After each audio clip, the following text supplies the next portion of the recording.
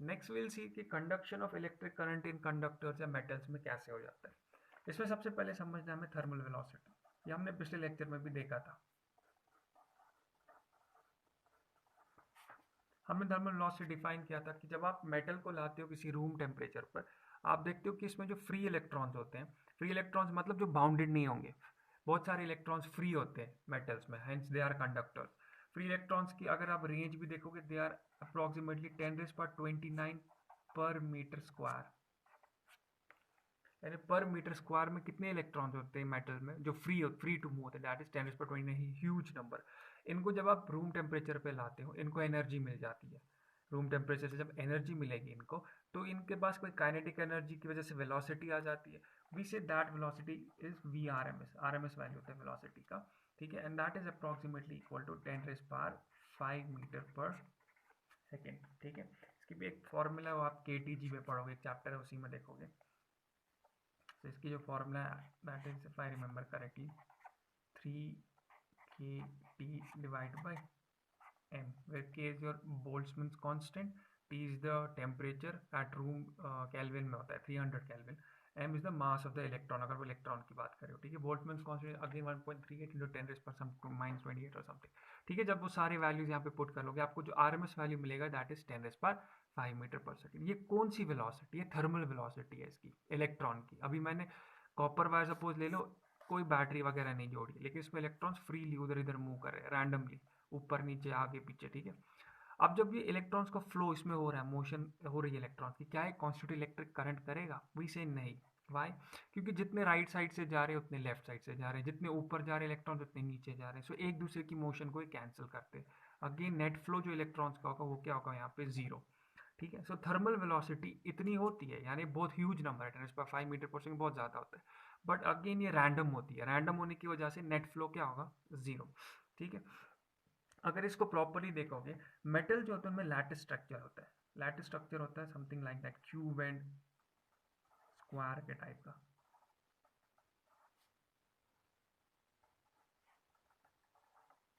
So this goes your lattice structure. अब देखो electron को क्या होता है, थर्मल एनर्जी मिल जाती है, थर्मल एनर्जी की वजह से वो रैंडमली मूव करने लगता है, यानी जिगजैग फैशन में जाता है। लेट्स सपोज यहाँ से यहाँ गया, यहाँ पे क्या हो जाता है, दूसरे इलेक्ट्रॉन या आयन के साथ, अब जब इलेक्ट्रॉन निकला पीछे आयन बच गया ना, तो दूसरे इलेक्ट्रॉन या आयन के साथ एक कोलिजन करता है और अगेन अपना पाथ चेंज करता है। पाथ चेंज करता है, फिर एक और कोलिजन होता है, ऐसे पाथ चेंज कर रहा था। So it goes in a zigzag fashion. ठीक है, अभी याद रखो, अभी मैंने कोई पोटेंशियल डिफरेंस नहीं रखी, अभी मैंने कोई बैटरी वगैरह नहीं कनेक्ट किया, कोई इलेक्ट्रिक फील्ड नहीं है, सिंपल थर्मल मोशन में जा रहा है, जिगजैग फैशन में जा रहा है। लेकिन नेट फ्लो इसका क्या होगा? जीरो। वेलोसिटी तो है लेकिन नेट फ्लो क्या है? जीरो, बिकॉज एक वेलोसिटी दूसरे इलेक्ट्रॉन की वेलोसिटी को कैंसिल कर रही है ड्यू टू डिफरेंट डायरेक्शन। ठीक है, नाउ व्हाट हैपेंस जब आप इसी को बैटरी के साथ कनेक्ट करते हो, तो this is positive, this is negative, अब आपने इसको बैटरी के साथ कनेक्ट कर दिया। बैटरी के साथ कनेक्ट करने से क्या हो जाता है, इनको एक पोटेंशियल डिफरेंस मिल जाता है। ये हायर पोटेंशियल वाला साइड, ये लोअर पोटेंशियल वाला साइड है। अब इलेक्ट्रॉन्स कहाँ पॉजिटिव वाले की तरफ भागेंगे, तो ये सब के सब यहाँ भागते हैं। तो ये सारे के सारे यहाँ भाग रहे हैं। इसमें एक चीज़ ध्यान रखने की ज़रूरत है कि electric field positive to negative होता है ऐसे। तो आप देखोगे जो आपके इलेक्ट्रॉन्स है ना, ये अगेंस्ट द इलेक्ट्रिक फील्ड जाते हैं, यानी पॉजिटिव की तरफ जाते हैं। ये नेगेटिव वाला इनको पुश करता है, रिपेल करता है, पॉजिटिव अट्रैक्ट करता है, और यानी against the electric field move कर रहे हैं इलेक्ट्रॉन्स आपके। ठीक है, अब ये इलेक्ट्रॉन्स अगर अगेंस्ट द मूव करें, क्या ये सिंपल एक स्ट्रेट लाइन में एक end to the from one end to the other end simple straight lines में जाते हैं? नहीं। अगेन यहाँ पे देखो, यहाँ पे क्या होता है, अगर मैं इसी को बड़ा करूँ, suppose this is your copper wire. अब इलेक्ट्रॉन्स को, ये नेगेटिव वाला साइड है, ये पॉजिटिव वाला साइड है। ठीक है, ये नेगेटिव साइड, ये पॉजिटिव साइड यहाँ पे मैंने बनाया। तो स्ट्रेट लाइन में नहीं जाते। देखो ये वाला इलेक्ट्रॉन जो है ना, ये कर्व्ड पाथ लेता है और दूसरा इलेक्ट्रॉन या आयन के साथ टक्कर मारता है। ठीक है, अब जब ये टक्कर मारता है, ये अपनी सारी की सारी काइनेट, ये जो मैं बोल रहा हूँ इसको आराम से सुनना, ये सारी की सारी काइनेटिक एनर्जी लूज कर देता है। अब जब इसने काइनेटिक एनर्जी लूज कर दी, अब चूंकि electric field is still there, battery is still there, ये अगेन इसको खींचेगा, ये पॉजिटिव साइड अगेन इसको खींचेगा, सो अगेन कर्व्ड पाथ लेता है। और अगेन यहाँ पे दूसरे कोलिजन हो जाता है, दूसरा कोलिजन हो गया, so again curved path, similarly ऐसे कोलिजन्स वगैरह हो जाते हैं, ऐसे ही चलता है आगे की तरफ जब तक कि कहाँ नहीं पहुँच जाता है दूसरे टर्मिनल पे। नेगेटिव से कहाँ पहुँच गया, दूसरे टर्मिनल पे। लेकिन कौन सा पाथ यहाँ पे अब ले रहा है ये, कर्व्ड पाथ। ऊपर स्ट्रेट लाइन ले रहा था जिगजैग थर्मल में, लेकिन जब आप इलेक्ट्रिक फील्ड दे रहे होते हो ना, तब ये कर्व्ड पाथ ले रहा होता है। नो डाउट इधर पे भी कोलिजन्स हो रहे होते हैं, इधर पे भी कोलिजन्स हो रहे होते हैं। पाथ का ख्याल रखना, ये स्ट्रेट लाइन पाथ है जब थर्मल मोशन में खाली चल रहा होता है। कर्व्ड पाथ है कब, जब ये under the influence of an external electric field हो जाए, पोटेंशियल डिफरेंस जब आप मेंटेन करते हो। नाउ द क्वेश्चन इज, यहाँ क्यों स्ट्रेट लाइन पाथ और यहाँ पे क्यों कर्व्ड पाथ। देखो क्या हो जाता है, जब आप इसको एक्सटर्नल इलेक्ट्रिक फील्ड देते हो यानी बैटरी के साथ कनेक्ट करते हो, अभी तो इसमें अब क्या थर्मल एनर्जी इसकी रेस्ट्रिक्ट हो जाएगी, नहीं, अभी भी इसमें थर्मल एनर्जी है, यानी इसमें कुछ ना कुछ थर्मल वेलोसिटी अभी भी है। प्लस इसको एक और एक्सेलरेशन मिल जाती है इलेक्ट्रिक फील्ड की वजह से, इलेक्ट्रिक फील्ड को एक्सेलरेट कर रहा है, खींच रहा है ना अपनी तरफ, तो इसमें एक्सेलरेशन आ गई ना। तो एक्सेलरेशन, इस एक्सेलरेशन की वजह से ये कर्व्ड पाथ लेता है। कर्व्ड पाथ लेने का वजह ही यही है कि जो एक्सटर्नल इलेक्ट्रिक फील्ड की वजह से इसको एक्स्ट्रा एक्सेलरेशन मिल रही है ना, उसी की वजह से ये कौन सा पाथ ले रहा है, यहाँ पे कर्व्ड पाथ ले रहा है, ठीक है। अब जब ये एक्सेलरेशन एक्सेलरेट कर रहा है यहाँ से कहाँ वहाँ, यूं ही टक्कर खाई ना, अब इसकी सारी की सारी एक्सेलरेशन जीरो हो जाती है। एक्सेलरेशन जीरो हो गई, ये तो उधर ही इलेक्ट्रिक फील्ड इसको फिर से खींचता है, सो अगेन ये वेलोसिटी इंक्रीज इंक्रीज इंक्रीज कर रहा है, एक्सेलरेट एक्सेलरेट, एक और कोलिजन, खत्म इसकी सारी वेलोसिटी, ये जीरो पे आ जाता है। And then the procedure goes on जब तक कि एक एंड से कहाँ नहीं जाता है दूसरे एंड पर। द थिंग इज, यहाँ पे समझने के लायक है कि यहाँ पे इसको ड्रिफ्ट, इसी चीज को ड्रिफ्ट कहते हैं। ड्रिफ्ट हो गया जब घसीट घसीट के इसको वहां लिया गया, ड्रिफ्ट वर्ड ही कहते हैं घसीटना, ठीक है। जब घसीट घसीट के वहां जाता है ना, जिस वेलोसिटी से वहां जा रहा है ना, उस वेलोसिटी को ड्रिफ्ट वेलोसिटी कहते हैं। Now, how do we define drift velocity? Velocity as the average velocity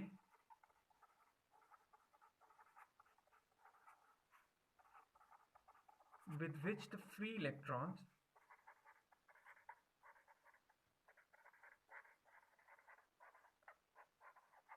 get drifted towards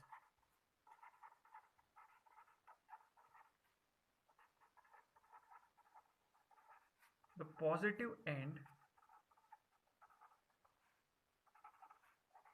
पहले भी अमानत दे दी, of the conductor under the influence of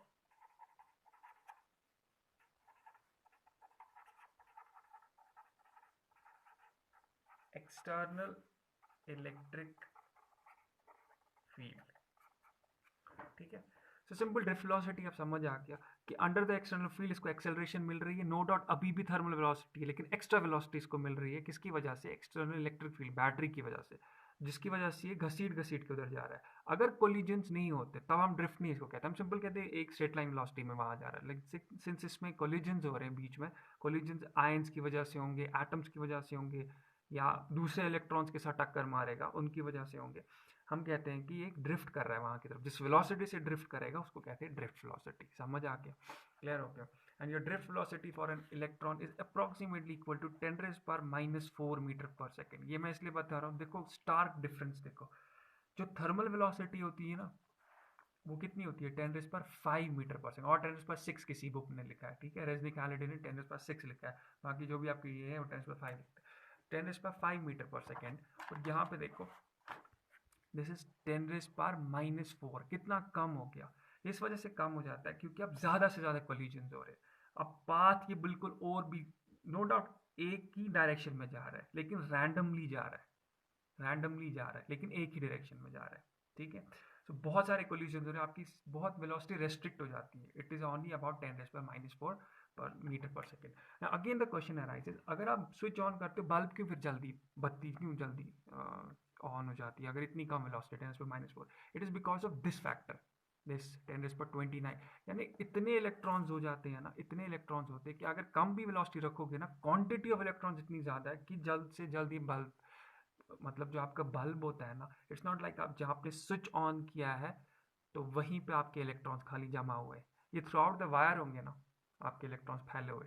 so bulb के भी नज़दीक इलेक्ट्रॉन्स इतने होंगे 10⁻29 अमाउंट में, तो उनमें भी अगर 10⁻⁴ अमाउंट ही दोगे ना वेलोसिटी की, still they will be able to quickly reach the bulb, ठीक है। सो एक क्वेश्चन पूछा था इंजीनियरिंग में, एक इलेक्ट्रिकल इंजीनियरिंग को, तो उसको आया ही नहीं है बोलना, but this is simple. Okay, so drift velocity का कॉन्सेप्ट समझा, अब इसका मैथमेटिक्स देखते हैं कि इसके पीछे मैथ्स है।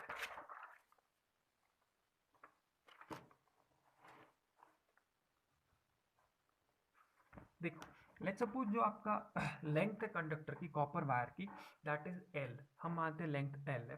सो उसमें जो इलेक्ट्रिक फील्ड होगा develop, that will be equal to potential difference divide by length, right? ये आपको पता है, आपने इसमें पढ़ा होगा इलेक्ट्रोस्टैटिक्स में। अब देखो, मेरे को चाहिए कि किस एक्सेलरेशन से आगे की तरफ घसीट रहा है, इसको एक्सेलरेशन जो मिली एक्सटर्नल इलेक्ट्रिक फील्ड, इस इलेक्ट्रिक फील्ड की वजह से, वो कितनी होगी। सो वही नो हमारी फॉर्मूला में पता है कि force is equal to mass into acceleration, you know force is equal to mass into acceleration. I need this acceleration जिससे अब घसीटा जा रहा है आगे की तरफ इलेक्ट्रिक फील्ड की वजह से। तो यहाँ से एक्सेलरेशन किसके बराबर होगा, फोर्स पर यूनिट मास। अब यहाँ देखो, यही एक्सेलरेशन अल्फा लिख रहा हूँ मैं इसको, ये किसके बराबर होगा, फोर्स पर यूनिट मास।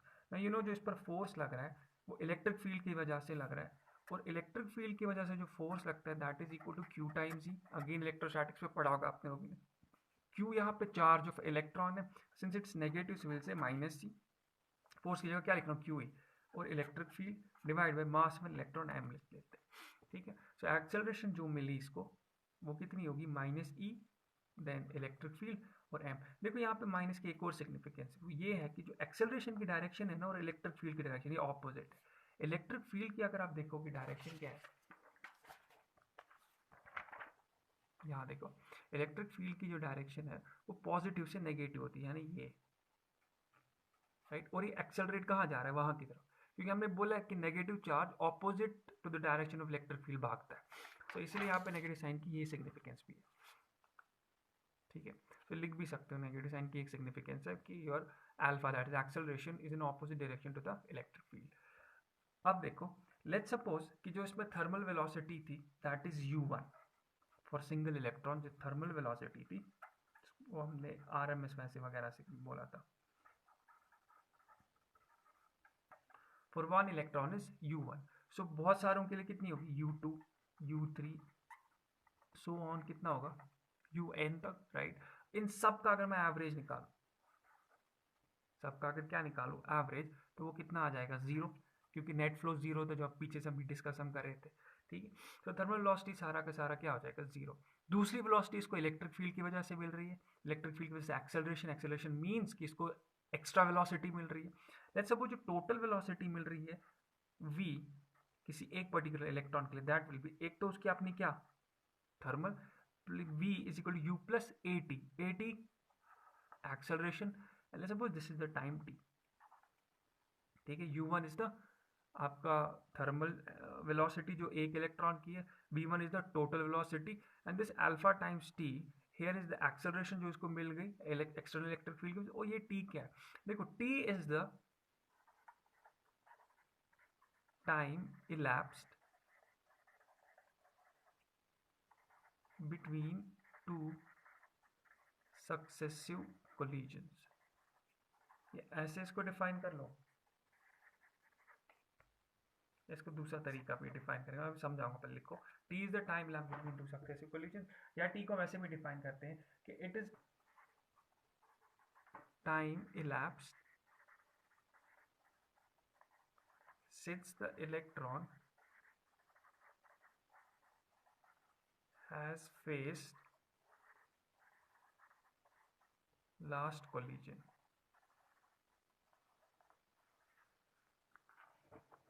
देखो t को ऐसे भी डिफाइन कर सकते हैं, t को you can define in this form as well, दोनों तरफ से।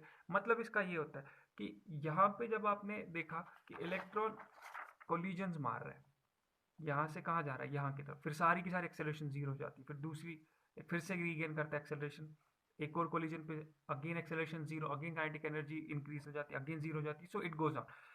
एक कोलिजन से दूसरे कोलिजन, टू सक्सेसिव कोलिजन के बीच में कोई कोलिजन नहीं हो रहा है ना, सो आराम से बेचारा चल रहा है ना, गेन कर रहा है ना वेलोसिटी, ये जो टाइम इसमें इसको इतना लगा, ये हमारा बोटी है जो मैंने अभी डिफाइन किया, ठीक है। That is the time elapse between two successive collisions, या तो ये, या तो वो टाइम जितना इसमें पास हुआ है जब इसने पिछला एक कोलिजन किया था, यानी ये एक पहला कोलिजन हुआ था ना, अब जब दूसरे कोलिजन तक जा रहा है, जो ये टाइम इसको लग रहा है ना, ये टी है, समझ आ गया। तो सिंपल है, t is the time lapse between two successive collision या time lapse since the electron has faced its last collision. Again यहाँ पे देखो, यहाँ पे फॉर एग्जांपल दूसरा कोलिजन किया, अब तीसरा कोलिजन से होने से पहले इसको चलनी है ना ये वाली डिस्टेंस, तो लास्ट कोलिजन से के बाद जो ये टाइम स्पेंड कर रहा है ना, वही हमारे यहाँ पे टी है, वही मैंने टी डिफाइन किया। सो आपका जो v है दैट इज टोटल वेलोसिटी, दो वेलोसिटीज है, एक थर्मल वेलोसिटी, दूसरी जो उसको इलेक्ट्रिक फील्ड की वजह से मिली है, ये वो अल्फा टाइम्स टी, ये वो वेलोसिटी है, ठीक है, acceleration into time. So v is equal to u plus at, याद है ये फॉर्मूला। अब देखो similarly for other electrons v2 क्या होगी, u2 प्लस अल्फा, इसके लिए अगर t1 टाइम लगा, इसको कितना लगा होगा t2 time, similarly goes on. इसका अगर मैं एवरेज निकालूं, यानी जो एवरेज मेरा इसका होगा v1 plus v2 plus v3 plus so on, कब तक, n तक डिवाइडेड बाई n, ये एवरेज मुझे क्या देगा, drift velocity, because in the beginning itself we said कि drift velocity is the average velocity, जिससे इसको घसीटा जाता है जिस वेलोसिटी से, तो ये एवरेज वेलोसिटी मैं निकाल रहा हूँ, ठीक। अब देखो यहाँ पे v किस किस का कॉम्प्राइज है, u का और अल्फा t का। सो मैं इसको तोड़ देता हूँ, मैं इसको लिखता हूँ ऐसे, your drift velocity is equal to u1 plus u2 plus u3 up to un divided by n plus alpha, समझा तो मैंने क्या किया, t1 plus t2 plus t3 plus so on up to tn divided by n। देखो मैंने अभी कहा जो आपका vd है वो दो कॉम्प्राइज है, दो चीज वेलोसिटीज का, एक u का और दूसरा अल्फा t का। अब जब एवरेज निकल, ये n u को भी मिलेगा, ये n अल्फा t को भी मिलेगा, राइट। v किसका कॉम्प्राइज है, u का भी और अल्फा t का भी। सो ये n जब डिवाइड कर रहे हो थ्रू आउट, ये u के लिए भी और अल्फा t के लिए भी है। u के लिए मैंने अलग से n रखा और अल्फा कॉमन निकाल दिया, सब में अल्फा अल्फा आएगा ना, अल्फा अल्फा अल्फा सब में आएगा, तो वो कॉमन निकाल दिया। तो t1 t2 आप और b डिवाइड में क्या कर रख दिया, वापस हमने n रख दिया। अब देखो यहाँ पे हमने पहले ही कहा था कि जो average of the thermal velocity होता है वो जीरो होता है। सो ये टर्म क्या आ गई, जीरो, प्लस यहाँ पे अल्फा है, ये जो t1 प्लस t2, ये जो टाइम मैंने कहा था कौन सा टाइम है, time between the two successive collision, right. इसका ये एवरेज मैं निकाल रहा हूँ, राइट। इन सारे टाइम्स का क्या निकाल रहा हूँ, एवरेज। इसको मैं कहूँगा टाउ, इसको क्या हम कहेंगे, टाउ। सो अब जो यहाँ पे निकला vd is equal to alpha times tau, where tau is defined as average relaxation time. Why relaxation time, जब एक कोलिजन के बाद आराम से चल रहा था ना, तो ये रिलैक्स था ना, उसमें कोई दूसरा कोलिजन नहीं हो रहा था, फिर आगे जाके दूसरा कोलिजन इसको हो जाता है, जो बीच का टाइम है ना उसमें रिलैक्स्ड है ना, सो इसीलिए वो रिलैक्सेशन टाइम है। सारे रिलैक्सेशन टाइम्स का जब आप एवरेज निकालोगे, so it is average relaxation time, ठीक है। अल्फा अभी हमने पीछे से निकाला था, that was minus e capital E divide by mass of electron, साथ में क्या है, tau. So this is your drift velocity की इक्वेशन, ठीक है। So the final equation for drift velocity is minus e capital E divide by m times tau. Again your drift velocity is a vector quantity, और जो भी इसमें vector quantity को दिखा दो, इलेक्ट्रिक फील्ड भी एक वेक्टर क्वांटिटी, ठीक है। क्लियर हो गया, एवरेज रिलैक्सेशन टाइम समझ आ गया। इसको केटीजी में आगे देखोगे एंट्रेंस वाले। दूसरा होता है, हम इसको कहते हैं मेन फ्री पाथ। ये दो चीजें, एक है एवरेज रिलैक्सेशन टाइम जो मैंने अभी बोला, दूसरा होता है main free path. Main free path है सिंपल यही, जब ये बंदा एक कोलिजन करता है ना, ये आपका इलेक्ट्रॉन है और ये आगे की तरफ जा रहा है, लेकिन कैसे, कोलिजन्स वगैरह करके, ठीक है, ऐसे कोलिजन करके जा रहा है। सो ये जो पाथ है ना, जिस पाथ में फ्री है, कोई कोलिजन नहीं होता, इसको कहते हैं फ्री पाथ। ये यहाँ से यहाँ तक, यहाँ से यहाँ तक, यहाँ से यहाँ तक, these are all free path, lambda से दिखाते हैं इनको। इन सब का एवरेज जब निकालोगे तो वो क्या होगा, मीन फ्री पाथ। ये फ्री पाथ कवर करने के लिए जो उसको टाइम लगता है ना, उसको कहते हैं रिलैक्सेशन टाइम। क्या कहते हैं, रिलैक्सेशन टाइम। इन्हीं सारे रिलैक्सेशन टाइम्स का जब एवरेज निकालोगे, जैसे हमने यहाँ पे निकाला ये, तो उसको कहेंगे हम एवरेज रिलैक्सेशन टाइम, ठीक है। सो एवरेज रिलैक्सेशन टाइम समझ आ गया और मीन फ्री पाथ समझ आ गया। अगर मेरे को एवरेज रिलैक्सेशन टाइम के लिए एक दूसरी फॉर्मूला भी निकालनी होगी, एवरेज रिलैक्सेशन टाइम के लिए, टाइम किसके बराबर होता है, डिस्टेंस ओवर वेलोसिटी।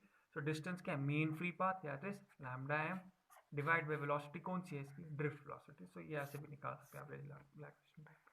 दिख रहा है कि नहीं दिख रहा है, ठीक है। सो this is your drift velocity. अगर किसी को इसमें प्रॉब्लम है सो मुझे बोलो, सो आई मैं फिर से इसको दिखाता हूँ।